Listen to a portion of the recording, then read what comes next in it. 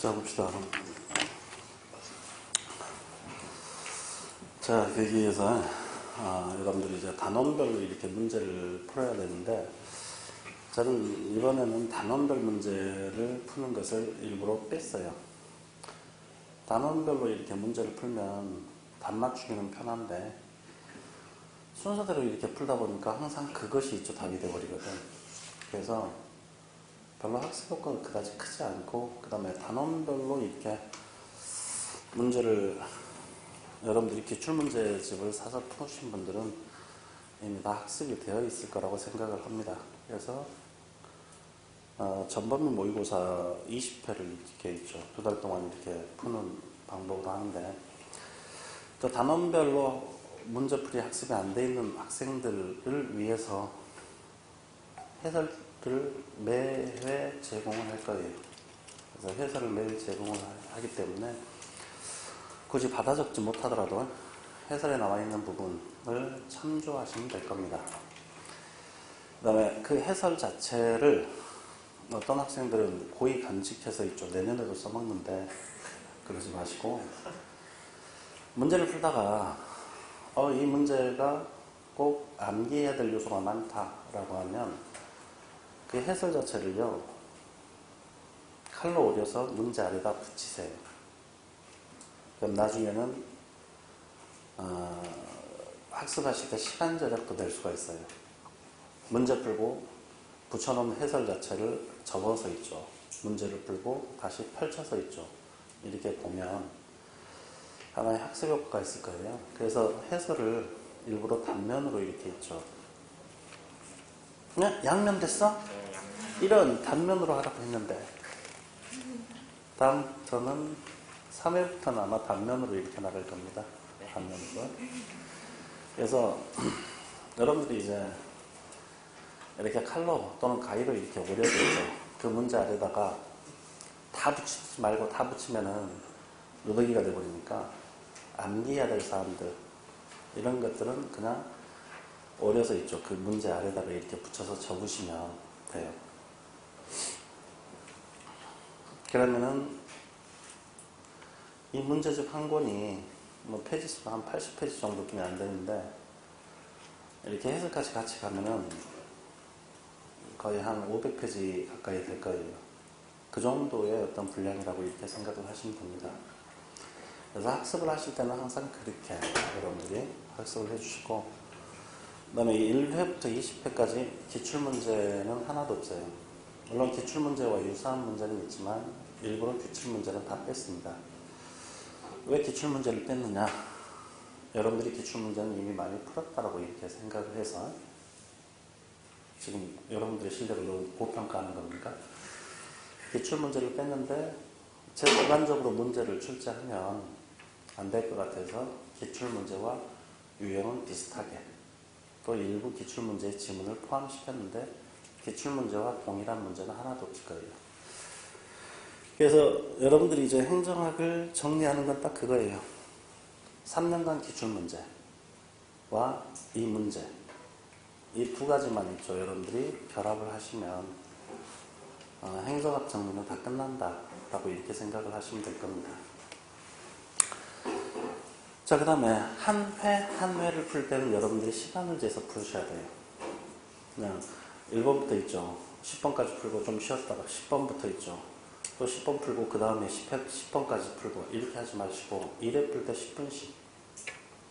그래서 꼭 시간을 재서 여러분들이 풀어주셔야 돼요. 훈련이라고 생각하시면 돼, 지금부터.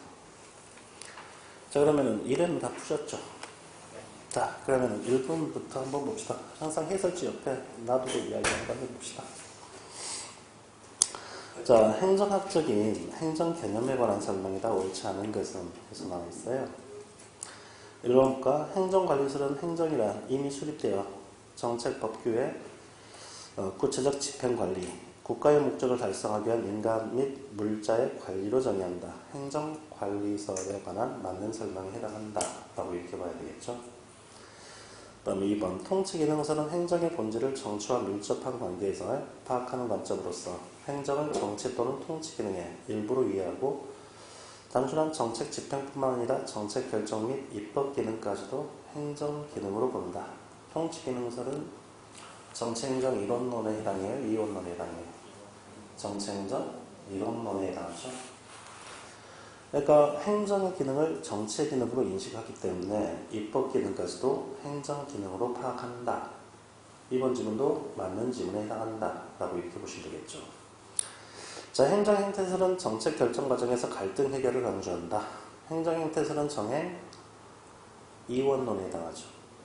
그래서 정책 결정 기능이 행정에 있죠. 핵심 기능이 아닌 행정은 의사 결정으로 보죠. 그래서 옳지 않은 것은 3번이 옳지 않다 라고 이렇게 보시면 되겠죠. 그 다음에 4번 발전기능서는 행정을 정치 사회의 발전 목표를 적극적으로 설정하기 위한 발전, 정책 발전 계획의 형성 집행으로 이해한다. 정책행정 이론론에 해당하는 설명 맞죠. 그래서 행정이 무엇이냐에 대한 논의는 행정학에서 크게 두 가지 차원으로 이렇게 구별되죠. 그래서 행정은 정치와 같다 이렇게 있죠. 이해하는 입장도 있고, 행정은 경영과 같다 이렇게 이해하는 입장도 있어요. 그래서 행정 개념에 있죠. 에 대해서 그 견해 차이가 있다라는 거예요. 그래서 행정은 정치와 같다라고 보는 견해도 있고, 행정은 경영과 같다라고 이렇게 보는 견해도 있어요. 그래서 행정은 정치와 같다라는 견해를 뭐라고 하냐면 정행 이론론이라고 하죠. 이론론이요. 그 다음에 행정이 정치와 같다라는 것은 행정은 경영과 다르다라는 입장이죠. 그걸 뭐라고 그래? 공사 이원론이다 라고 이렇게 한대요. 공사 이원론이요. 자, 여러분들이 진도별로 풀기를 원한다면요, 매회 1번부터 쭉 풀어가시기 바랍니다. 그 다음에 매회 2번부터 쭉 풀어가세요. 그럼 진도별 문제풀이가 돼요. 근데 꼭 그렇게 할 필요는 없어요. 여러분요, 애써 내려가지 마시기 바랍니다. 자, 그 다음에 봅시다. 행정의 본질을 경영과 같다라고 보는 것은 행정과 정치는 다르다라는 입장이에요. 이걸 이원론이라고 하죠. 정행 이원론. 행정과 경영이 같다라는 건 공행정과 사행정이 유사하다라는 입장입니다. 그래서 행정의 본질에 대해서 보는 학자들의 견해 다툼이 있다는 거예요. 근데 시대에 따라서도 행정 본질이 달라지는데, 가장 초창기에 등장한 있죠. 행정은 뭐와 같다라고 봐요? 경영과 같다라고 봐. 이게 행정관리설이죠. 그 다음에 등장한 행정 개념이 뭐예요? 통치기능설이죠. 통치기능설은 행정을 뭐와 같은 것으로 본다? 정치와 같은 것으로 본다. 그 다음 등장한 행정 개념이 뭐예요? 행정 행태설이죠. 그래서 행정 행태설은 행정을 결정으로 인식하는데 정책 결정이 아닌 의사결정으로 행정을 이해한다라는 거예요. 그래서 가치 판단의 배제되어 있죠. 결정을 행정의 기능으로 봅니다. 그 다음에 이제 발전 기능이라는 게 등장을 하죠. 근데 이게 정치행정 이론론이에요. 공사행정 이원론이에요. 그럼 그 다음에 등장한 행정 개념은 정치행정 이원론, 공사행정 이론론이 등장을 해야 되는데, 이게 어디에서 등장했냐면 후진국에서. 그럼 선진국에서 등장한 있죠. 행정 개념 하나가 더 있죠. 어떤 게 있어요? 정행 이론론으로서 정책과 기능설이라는 게 있죠. 그 다음에 정책과 기능설 다음에 등장한 게 어떤 게 있어요? 신공공관리론이 있죠. 그 다음에 신공공관리론 다음에 등장한 게 뉴 거버넌스가 있다. 그래서 시대에 따라서 행정 개념이 이렇게 변천하는데, 결국 행정 개념이 왔다 갔다 해도 결국 어디와 어디 사이에서? 정치와 경영 사이에서 개념화되더라. 그래서 시대적으로 보면 이게 1900년대 초, 이게 1930년대, 1940년대, 1960년대, 1970년대, 1980년대, 1990년대. 그래서 위쪽 계열에 있죠. 행정은 정책을 결정하는 것, 가치를 배분하는 것, 목표를 설정하는 것, 이것이 행정이다라고 이해하는 입장이에요. 그럼 아래쪽 계열에 있죠. 행정 개념은. 그치? 결정된 것을 어떻게 하는 것? 집행하는 것. 집행에 필요한 인적 물적 자원을 관리하는 것. 그렇죠? 목표를 설정하는 것이라기보다는 수단을 실행하는 것으로 이해한다라는 거예요. 그래서 관리나 행태나 신공공관리라는 행정 개념에 이런 요소가 표현되면 틀린 표현이 된다라는 겁니다. 그 다음에 통치나 발전이나 정책화 기능설이나 뉴거버넌스에서 이런 단어가 사용되면 틀린 표현이 되는 거예요. 그래서 옳지 않은 것은 몇 번? 3번이 옳지 않다라고 이렇게 보시면 됩니다. 그래서 행정 개념의 편찬을 시대 순서로 나열하면 관리, 통치, 행태, 발전, 정책, 신공공관리, 뉴거버넌스라고 이렇게 정리가 돼야 됩니다. 자, 이런 개념을 묻는 문제는 그냥 쉬운 문제로 이렇게 출제돼요. 그래서 결코 어려운 문제로 출제되지는 않습니다. 그래서 여기에서 여러분들이 전부 다 파악을 하셔야 됩니다. 자, 그 다음에 2번 한번 봅시다. 부정청탁 및 금품수수 금지에 관한 법률에서 나와 있죠. 앞으로 이게 많이 나와요. 이게 청탁금지법이라고 하죠. 김영란법이다 라고 이렇게 이야기 되는 거예요. 자, 그러면은 이 법에서는 부정청탁을 금지하고 있고 금품수수를 금지하고 있습니다. 그럼 이 법에서 부정청탁에 해당하는 것과 해당하지 않는 것을 예시를 들고 있어요. 그러면 부정청탁에 해당하지 않는 것은 모두 몇 개인가 해서 나와있죠. 자, 그럼 부정청탁에 해당하지 않는 것 예시되어 있고 부정청탁에 해당하는 것 예시되어 있어. 근데 부정청탁에 해당하는 것은 몇 가지로 예시되어 있냐면 15가지로. 부정청탁에 해당하지 않는 사례는 7가지로 이렇게 예시가 되어 있어요. 7가지로요. 그럼 여러분들 있죠. 거기서 해당하는 것은 모두 몇 개? 해당하지 않는 것은 7개고. 네? 해당하지 않는 것이 7개라는 거죠. 그래서 청탁금지법에서 이 7가지 사유는 부정청탁에 해당하지 않는다라고 보고 있어요. 부정청탁에 해당하지 않는다. 이게 금지법의 7가지 있죠. 부정청탁 예외 사유로 나와 있어요. 그래서 1번부터 있죠. 7번까지. 이 7가지 오늘 이 시간 이후에 무조건 여러분들이 암기. 문장 자체를 암기하지 말고 이런 것들이 부정청탁의 예외다라는 거.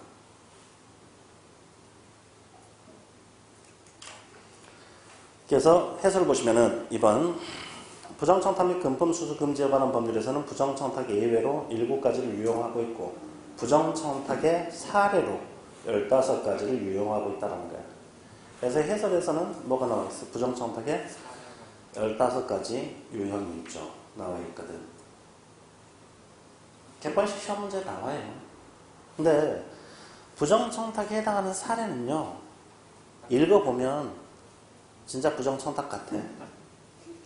그래서 15가지 사례를 암기하지 마시고 여러분들이 이걸 읽어서 야 이게 부정청탁의 사례가 아닌 것 같은데 부정청탁의 사례로 나와 있네?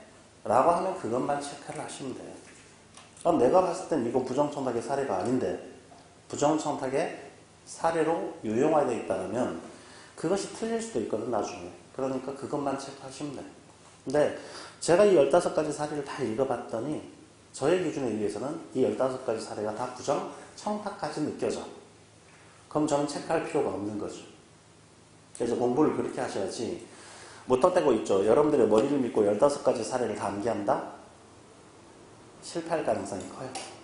그래서 암기하지 마시고 읽고 사례인 것 같다라고 하면 그냥 끄떡이고 넘어가시고 사례가 아닌데 규정이 되어 있다면 그것만 체크해서 나중에 시험장 갈 때 그 부분만 잘 염두에 두시면 된다라는 거예요. 그래서 7가지 사례 한번 쭉 읽어보시기 바랍니다. 문제를 푸는 것도 중요하지만 검토 시간을 많이 가져야 돼요. 검토 시간은요. 그 다음에 3번 한번 봅시다.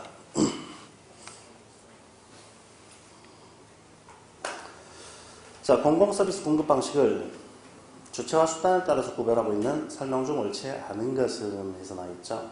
설명 중 옳지 않은 것은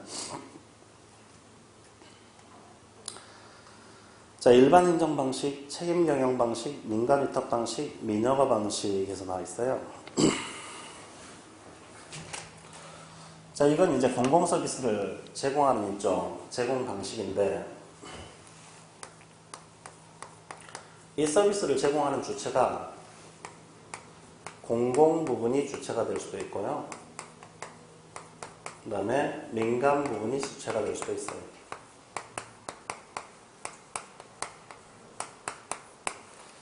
서비스를 제공하는 주체가 공공 부분이 주체가 될 수도 있고 민간 부분이 주체가 될 수도 있어요. 그 다음에 서비스의 양을 얼마만큼 생산하고 누구에게 있죠? 이 서비스를 제공할 것인가를 결정하는 방식은요. 권력에 의해서 결정할 수도 있고 그 다음에 가격, 시장에 의해서 결정할 수도 있어요. 자, 시장은 서비스를 누구에게 제공한다? 가장 높은 가격을 제시하는 사람에게 제공해. 이게 시장 방식이야. 근데 권력 방식은 높은 가격을 제시하는 측면보다는요. 정치 권력적인 측면에서 누구에게 혜택을 줄 것인가를 결정하는 거예요. 이게 권력 방식이야. 그 다음에 정부가 서비스를 제공하는 방식, 이게 공공 부분이고 민간이 서비스를 제공하는 방식, 이게 민간 부분이야. 그러면은 민영화라는 것은 누가 서비스를 제공하는 방식으로 전환하는 거야? 민간이. 그 다음에 어떤 원리에 의해서 서비스를 결정할까? 시장의 원리에 의해서. 이게 민영화라는 거야. 민영화야. 그 다음에 정부 조직에 의해서 권력이 기초해서 서비스를 제공하는 방식을 일반 행정 방식이다 라고 얘기하기로 해요. 그 다음 민간 부분이 서비스를 제공하는데 그 서비스의 수준이라든지 제공 방식에 대해서는 권력에 의해서 정해져. 이걸 뭐라고 하냐면 민간 위탁이라고 한다. 그러니까 서비스 생산은 누가 하고 민간이 하고 그 생산량에 대한 결정은 정부가 관여한다라는 거죠.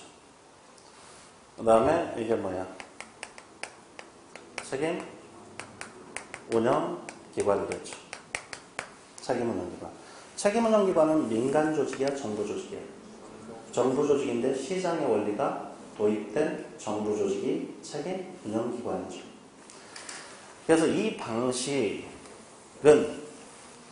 어떤 차원에서 구별되냐면 서비스를 공급하는 공급 주체가 누구냐, 그 다음에 서비스의 양이나 수준을 결정할 때 어떤 원리에 의해서 결정하느냐에 따라서 이 4가지 방식으로 구별하고 있다는 거예요. 그래서 이 4가지 방식이 틀리게 설명되어 있는 것을 묻는 문제야.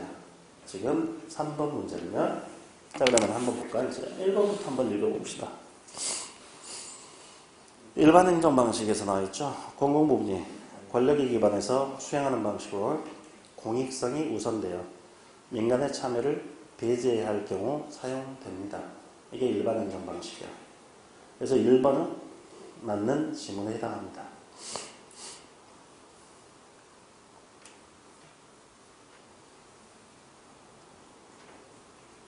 그다음에 2번 책임 경영 방식은 서비스의 배제성이 있어.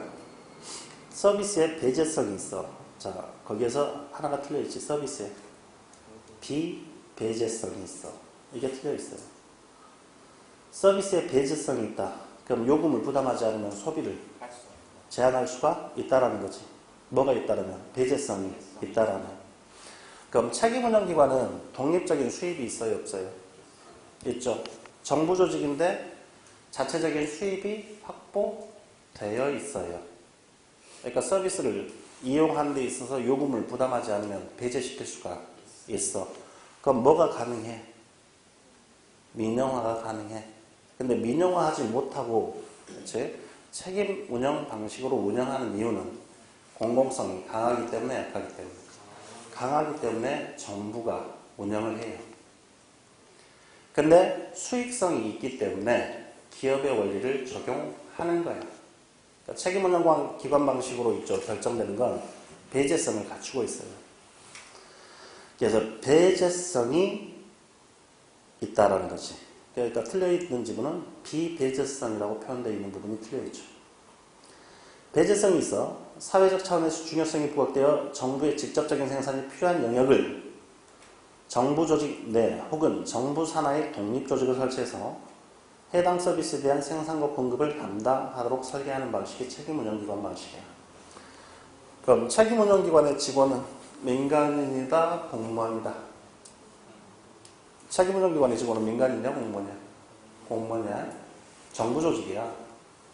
근데 일반적인 정부 조직과는 달리 시장의 원리가 적용되어 있는 정부 조직이 이걸 책임운영기관이라고 한다. 그래서 대표적인 게 운전면허 시험장이죠.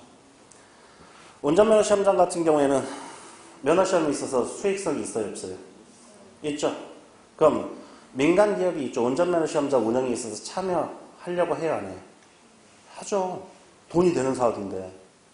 근데 운전면허 시험을 있죠. 민영화 해버릴 경우에는 각 시험장별로 면허시험의 내용이 다 달라버리겠지. 그러니까 공공성 때문에 민영화하기가 어렵다라는 거죠. 그렇지? 그래서 누가 운영한다?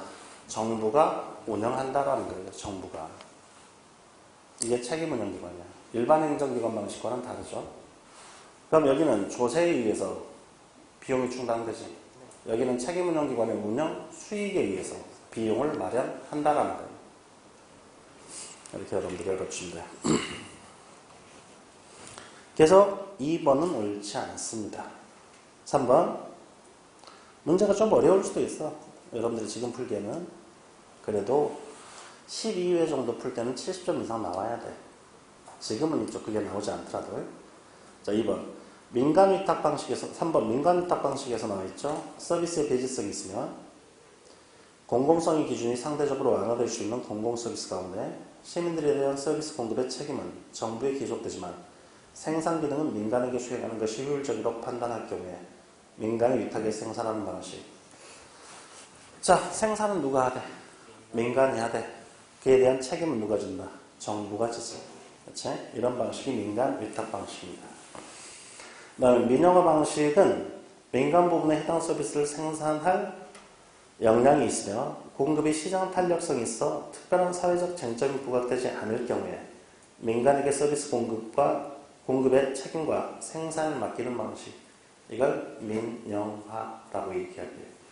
그래서 민영화는 생산도 민간이 시장의 원리에 의해서 생산, 공급하는 방식을 뭐라고 한다? 민영화다라고 얘기하고요. 그래서 옳지 않은 것은 2번이 옳지 않다라고 이렇게 보시면 됩니다. 그 다음에 4번 한번 봅시다. 행정학의 발달 과정에 대한 설명이다. 잘못 설명된 것은 그래서 나오겠죠. 자, 신행정학은 행정학의 실천과 실천적 성격과 적실성을 회복하기 위해 정책지향적인 행정학을 요구했으며 전문직업주의, 가치 중립적인 관리론에 대한 집착을 비판하면서 민주적 가치 규범에 입각해서 분권화, 고객에 의한 통제, 가치에 대한 합의 등을 강조한 이론이 신행정론이죠.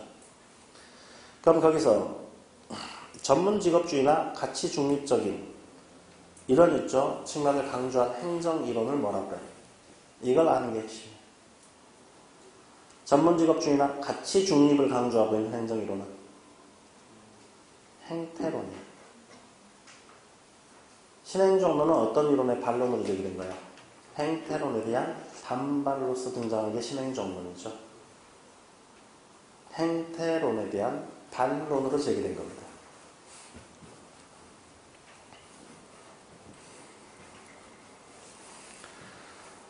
그래서 1번 지문은 틀린 지문이 없어요. 맞는 지문이에요. 가치중립이라는 표현 나오면 무조건 행태론이야. 신행정론에 가치중립이라는 표현이 들어가면 틀린 지문이 되는 거예요. 꼭 알아두셔야 돼요. 그 다음에 신행정론에서 항상 같이 따라다니는 표현이 실천, 적실 이런 표현들 있죠. 항상 따라다닙니다. 다시 말해서 행태론에서 실천, 적실이라는 말 나오면 무조건 틀린 거예요. 행태론에 대한 반대 명제로 등장하는 게 신행정론이기 때문에. 그 다음에 2번 한번 봅시다. 미국의 행정학은 정치학에 뿌리를 둔 행정이론과 테일러의 과학적 관리론에 뿌리를 둔 조직이론을 중심으로 해서 발전을 했습니다. 뭐 맞는 내용이죠. 2번 같은 경우에. 그래서 조직이론 같은 경우에는 행정을 뭐로 보는 거? 경영과 같은 거. 정치에 뿌리를 두는 것은 행정을 정치와 같은 것으로 이렇게 보죠. 그래서 2번도 맞는 질문입니다. 3번 한번 볼까요? 사이먼, 행태론자죠. 행태론은 정책행정 이원론의 입장이야, 이론론의 입장이야. 정의, 이원론, 공사, 이론론의 입장이지. 자, 행정학은, 자, 사이먼은 인간 행태 연구에 초점을 두고 행정이론의 과학화 이해했다. 과학화 이해했죠. 가치 중심의 이론이야, 사실 중심의 이론이야. 사실을 연구 대상으로 연구해서 이론하고 법칙화하자는 게 행태론이죠. 그래서 3번 지문 맞는 지문이죠. 애플비, 사과 정말로 좋아했던 친구야. 항상 사과를 옆에 두고 있는 친구죠. 자, 통치기능사학자야. 정책행정 이론론 학자야, 이론론 학자야. 통치기능사학자야. 정책행정 이론론, 이론론. 이론론이야. 그러면 애플비는 정책과 행정에서 정책과 행정은 단전적 관계에 있어야 됨을 강조한다. 이런 관계를 강조한 학자들을 행정관리론이라고 해. 애플비는 통치기능설 학자야. 통치기능설은 정책행정 이론론이야. 그래서 행정과 정치는 단절적이어야 된다, 연속적이어야 된다. 연속적이고 행정과 정치는 구별돼서는 안 된다는 입장이에요. 그래서 옳지 않은 것은 4번이 옳지 않다라고 이렇게 보시면 됩니다.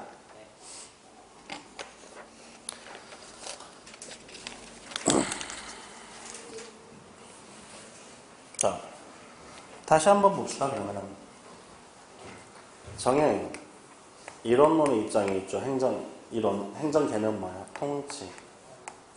그 다음에 발전. 그 다음에 정책화 기능사. 그 다음에 뉴거버넌스. 이게 정행 이론론 계열이지. 그다음 정행 이원론 계열의 이론은 어떤 것이? 그 개념은 어떤 게 있어? 관리, 행태, 신공공관리죠.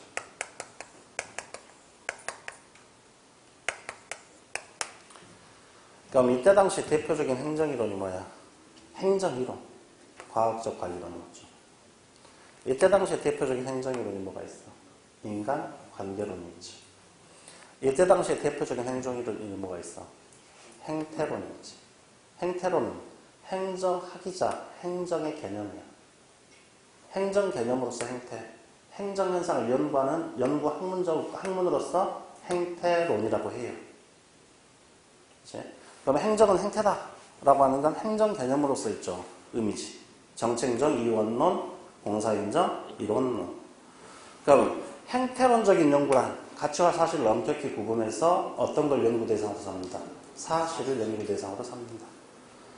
자, 발전 기능설 시대 행정 이론이 뭐가 있어?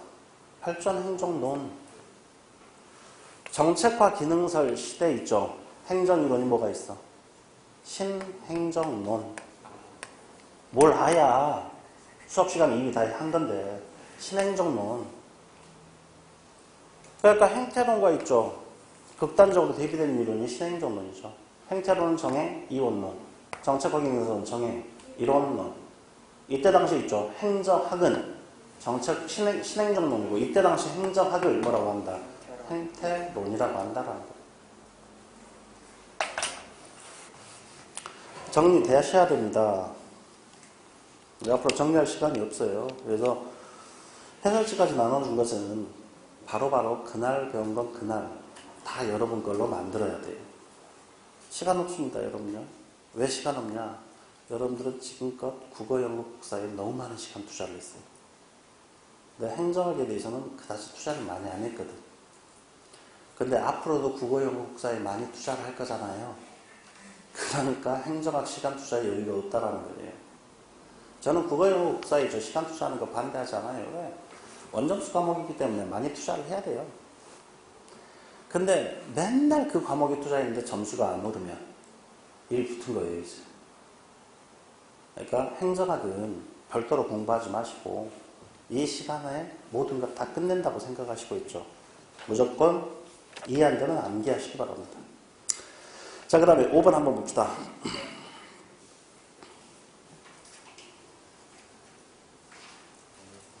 무의사결정에 대한 설명으로 옳은 것은 에서 나있죠. 무의사결정에 나오는 행정 파트는 어디야? 정책이지, 정책.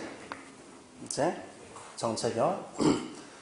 정책은 우리가 정책 과정은 어떤 과정이 있어? 정책 의제 설정, 정책 분석 결정, 집행 평가, 환류가 있지. 이게 정책 과정이죠. 정책 과정에는 정책 의제 설정, 정책 분석, 정책 결정, 정책 집행, 정책 평가, 정책 환류가 있어요. 그럼 무의사 결정은 주로 어떤 과정을 설명하는데 언급되는 이론이야. 의제 설정 과정에서 의제 설정 과정이란 사회 문제가 정부 문제로 귀속화되어지는 과정이죠. 근데 이 의제 채택을 도와주는 것, 방해하는 것, 방해하는 결정, 이걸 무의사 결정이라고 해요.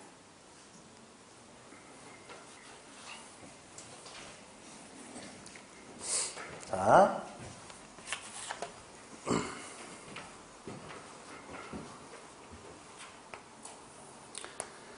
사회에 여러 문제들이 있어.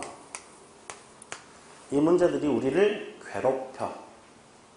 그렇지? 우리를 괴롭혀. 싫어. 환경오염, 빈곤. 저는 이런 문제들이 좀 자유로워요. 저는. 그죠? 근데 이런 문제로부터 있죠. 자유롭지 못하는 사람들이 많아. 그럼 엄청난 고통이지.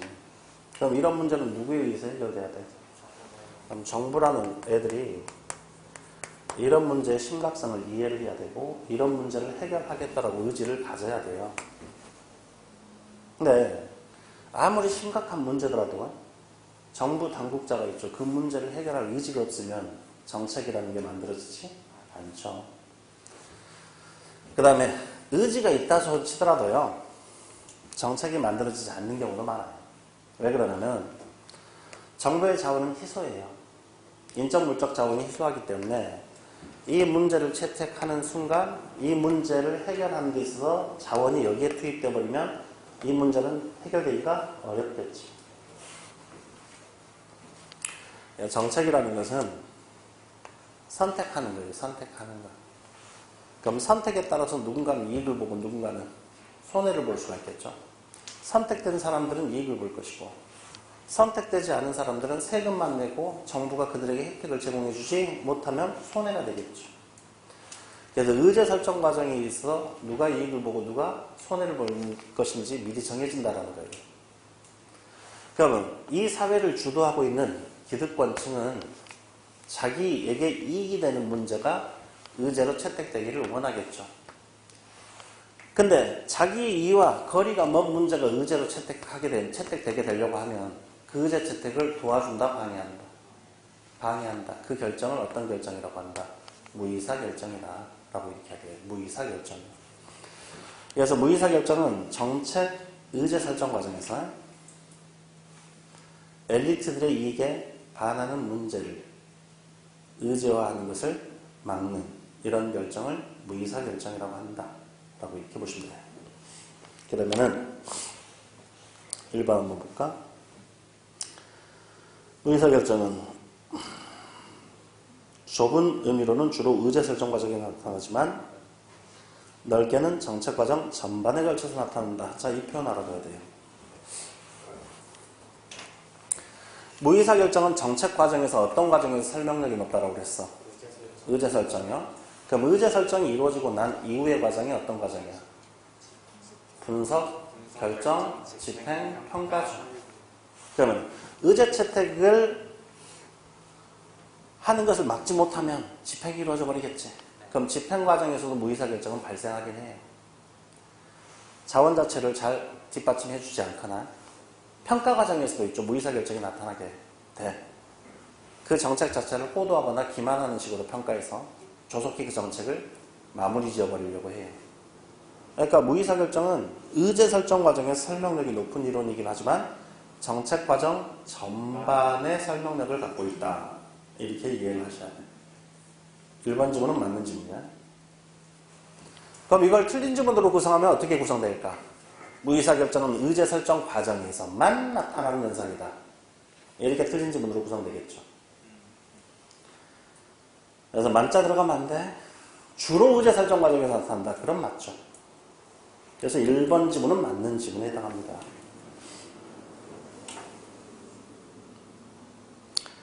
자, 2번. 지배적인 엘리트 집단은 지배가치의 변화에 대한 요구에 긍정적으로 반응한다. 자, 지배 엘리트들은 지금 현재 기득권이지. 그럼 현재 상태를 유지하려고 해, 변화시키려고 해? 그러니까 변화 요구에 대해서 부정적이거나 변화 요구를 묵살시켜버리지. 변화 요구에 대해서 긍정적으로 반응하지는 않죠. 그렇지?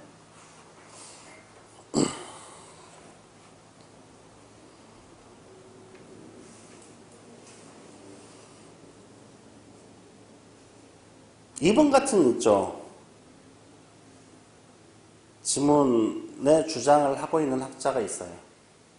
누가 있어? 지배적인 엘리트 집단은 지배가치의 변화에 대한 요구에 긍정적으로 반응한다. 이렇게 주장한 학자가 있어. 누가?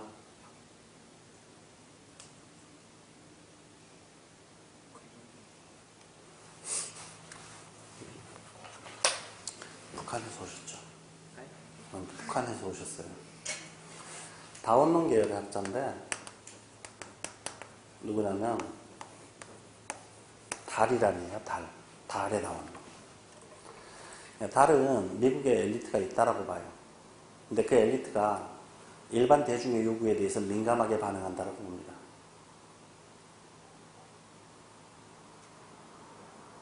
일반 대중의 요구에 대해서 엘리트들은 민감하다, 둔감하다?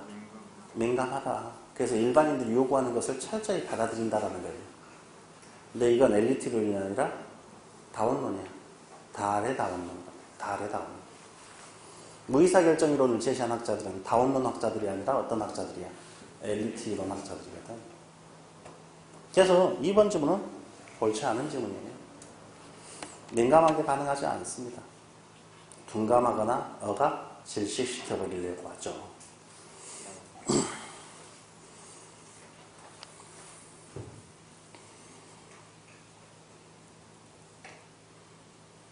무의사결정은 엘리트들의 무능으로 인한 무결정을 포함한다. 자, 봐봐. 사회문제 자체가요. 어떤 것인지 알지 못하면 의제로 채택되지 못하겠죠. 이건 정부 무능으로 인해서 의제가 채택되지 않는 현상이지. 이런 현상을 설명하는 이론이 무의사결정이다. 맞아, 틀려? 틀리지. 그렇지?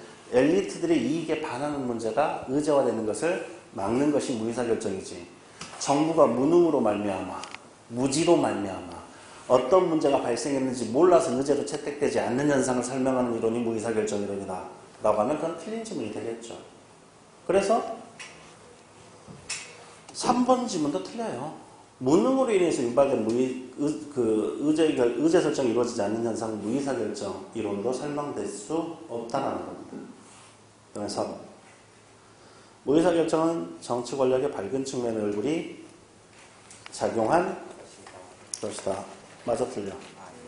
무의사결정은 정치의 얼굴에는 두 가지 얼굴이 있다고 그랬죠. 밝은 측면과 어두운 측면이 있다.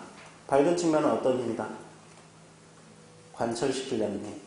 어두운 측면은 어떤 힘이다? 어가 질식시키려는 힘. 무의사결정은 권력의 어두운 측면이 작용한 결정이다 라고 이렇게 봐야 되겠죠. 그래서 옳지 않은 것은 옳은 것은 1번만 옳다라고 이렇게 보시면 돼요.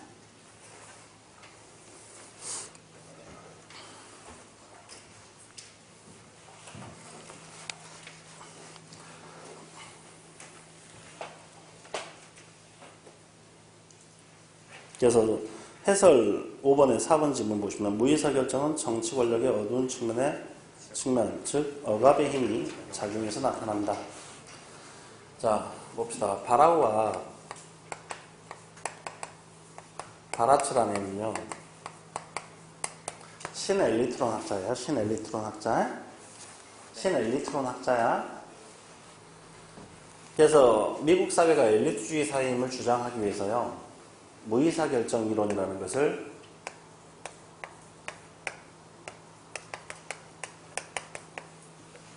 주장하고 있어요. 이 무의사결정 이론은 한 사회가 엘리트주의 사회라는 걸 뒷받침하기 위한 논거예요. 근데 이 무의사결정 이론은요, 이들이 쓴 논문이 있어. 그 논문이 뭐냐면 권력의 두 얼굴이라는 논문이야. 권력의 두 얼굴이라는 논문을 통해서 미국 사회가 다원주의 사회가 아닌 엘리트주의 사회라고 주장을 해요. 그럼 권력의 두 얼굴에는 어떤 얼굴이 있느냐? 매우 스마일한 얼굴이 있어요. 이게 밝은 측면이에요. 그 다음에 매우 우울한 측면의 얼굴이 있어. 이게 어두운 측면의 얼굴이에요. 그렇지? 그래서 이 친구가 있죠. 학원 원장한테 있죠. 뭐 좀 해달라고 나한테 부탁을 해. 왜 이 친구가 있죠. 원장에게 직접 다이렉트로 거냐면 들어주질 않아. 그러니까 저한테 있죠. 부탁을 해요. 그러면 이 친구의 있죠. 의견이 그치? 합당하다고 생각하면 제가 이 친구의 불만을 해소하기 위해서 원장을 찾아가서 대신 있죠. 이 친구의 입장을 전달하고 있죠. 학원에 이 친구의 의견이 관철되도록 있죠. 압력을 행사해요. 내가 엘리트야. 그럼 내가 행사한 힘은 밝은 측면의 힘을 행사한 거예요? 어두운 측면의 힘을 행사한 거예요? 이 학생의 요구가 관철될 수 있도록 그렇지? 힘을 행사한 거예요. 이게 밝은 측면이야. 그렇죠? 이것을 엘리트들이 행사한다라고 보는 학자가 달이라는 학자였어. 그래서 달은 미국 사회가 엘리트가 있다 손 치더라도 다원주의 사회다라고 이렇게 주장을 해요. 왜? 엘리트가 있는데 엘리트들이 행사하는 힘이 어떤 힘이 있더라? 밝은 측면에. 그래서 일반 대중의 요구에 대해서 그것이 의제로 있죠. 관철될 수 있도록 영향력을 행사하는 그 사람들이 엘리트다. 이게 달의 엘리트 다원론이야. 그러니까 달은 미국 사회가 다원주의 사회라고 주장해. 엘리트가 있다고 인정하면서도. 근데 달은 엘리트의 어떤 힘만 봤어? 밝은 측면의 힘만을 봤다라는 거예요. 근데 자, 저도 이 친구가 있죠. 내 수업을 들어주고 있죠. 그렇기 때문에 이 친구가 고마워. 그래서 이 친구의 입장을 있죠. 대신해서 학원 원장한테 전달할 수도 있지만, 그렇죠? 이 친구가 있죠. 요구하는 게 내 이익에 반하는 요구야. 그럼 겉으로는 그래 알아서 내가 말해줄게 라고 가는 척 하지만 원장 실 앞에 가서 다시 턴해서 와버려요. 야, 원장 없어. 이런 힘을 행사하더라 이거지.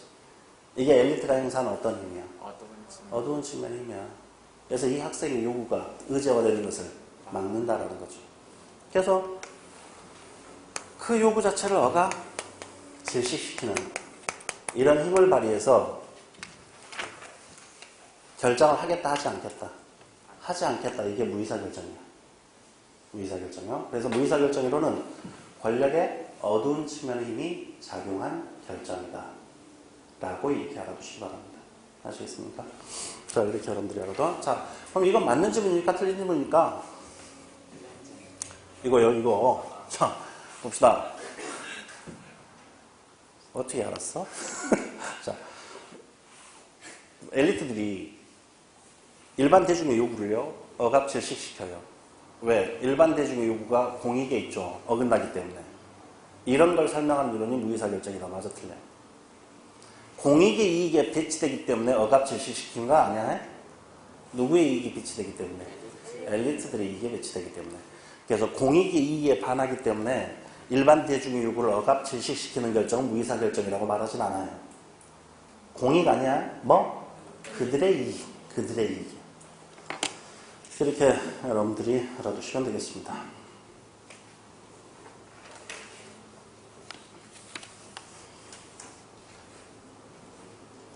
그 다음에 6번 한번 봅시다.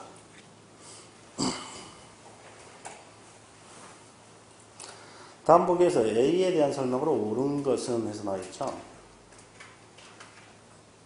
A요.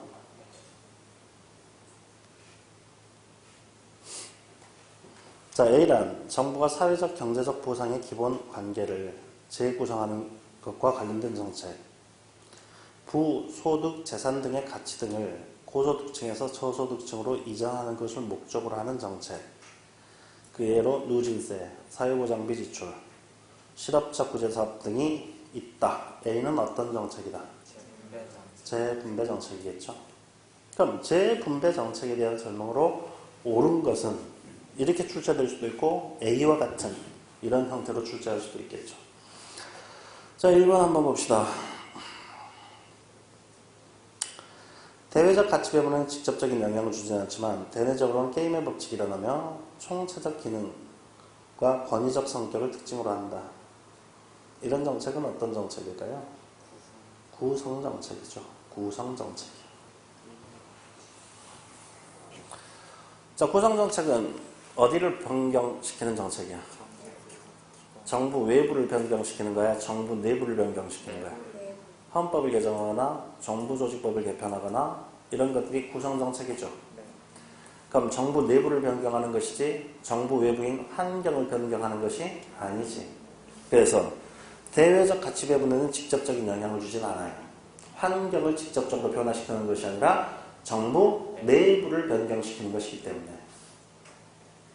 그래서 대외적으로는 가치 배분이 크진 않으나 대내적으로는 의원 내각제를 하느냐 대통령제를 하느냐에 따라서 정치 지도자들 간의 권력의 암투가 발생할 수가 있지. 그걸 대내적으로는 게임의 법칙이 일어난다라고 표현해요. 게임의 법칙이 일어나면 총체적 기능과 권위적 성격을 특징으로 한다. 구성정책이 나옵니다. 1번은 구성정책에 대한 설명이야. 1번 정책 과정에서 이해 당사자들 상관에 이익이 되는 방향으로 협력하는 로그롤링 현상이 나타납니다. 자, 로그롤링, 담합, 이건 어떤 정책이 주로 나타나요? 분배 정책이죠. 로그롤링, 담합, 분배 정책. 또 분배 정책에서 나타나는 현상 중에 있죠. 정치용어로 이렇게 이야기되는 것이 있죠. 뭐 구유통 정치, 나눠먹기식 정치 있죠. 그래서 분배 정책은 담합, 즉 로그롤링 현상이 나타나. 그 다음에 구유통 정치, 나눠먹기식 정치 현상이 나타나. 이런 정치적 성격이 나타나는 정책이 재분배다, 분배다? 분배다라는 거죠. 그래서 2번도 옳지 않습니다. 3번 계층 간의 계급 대립적 성격이 강하며 계층 간의 부배분이 시장의 원리가 아닌 정부 정책에 의해서 조정되므로 정책 과정 전반에서 국가의 역할 등에 관한 이념 논쟁이 나타나게 돼.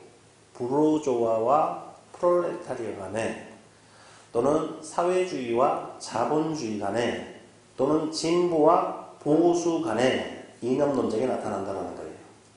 3번 지문은 재분배 정책에 대한 정확한 설명입니다. 4번 대체로 국민 다수에게 돌아가지만 사회 간접 자본 시설과 같이 특정 지역에 보다 직접적인 편익에 돌아가는 경우도 많다. 자, 편익이 국민 대다수에게 돌아가는 정책은 분배 정책이죠.